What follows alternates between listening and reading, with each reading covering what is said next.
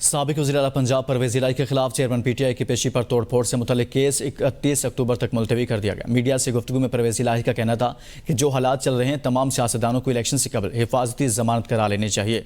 परवेज़ इलाही को judicial remand मुकम्मल होने पर ATC इस्लामाबाद में पेश किया गया। दौरान समाअत चौधरी परवेज़ इलाही रोस्टम पर आ गए। मेरा पेट खराब है, जज से मुकालमा। जज अबुल हसनात जुल्करनैन ने जवाब दिया अल्लाह खैर करेगा, जिस पर परवेज़ इलाही ने कहा कि मेरे सेल के बाहर भी दीवार खड़ी कर दी गई है, ताज़ा हवा तक नहीं आती।